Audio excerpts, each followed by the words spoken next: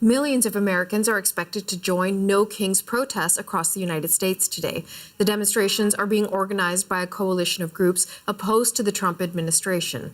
Some of the issues expected to drive the rallies are the war in the Middle East, anti-immigration enforcement at home, along with the high cost of living. Jagruti Dave is in Washington, and she's following the story for us.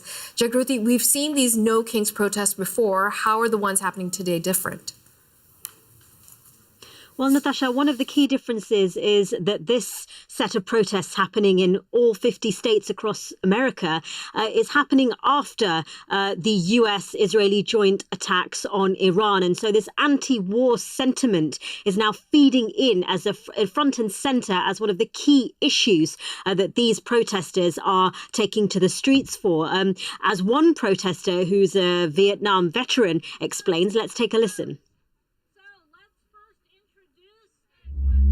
Protest means everything that I went to war, supposedly went to war for, and that was an illegal war, just like many of the others. You know, we have to learn to stop this and elect people that are real. You know, Donald Trump is in love with Donald Trump. He's president of Donald Trump. That's it. Everybody else, you know, to hell with them. Now, the cost of living is continuing to feature front and center in these protests. Remember, gas prices have spiked following the US attacks on Iran. So the war is feeding into the conversation about the cost of living, which was already an issue before the war took place. Immigration is still a key focus. What organizers are calling a flagship rally is happening in Minnesota, where federal immigration agents shot 2 Americans. That event being headlined by some big names from Bruce Springsteen, Jane Fonda to Bernie Sanders. Now, some Republicans are branding these events as hate America rallies, but organizers say that their aim is to protect their country. And whilst the last protest in October saw around 7 million attendees, according to organizers, they're hoping that this time round could beat records, making it the biggest protest in American history.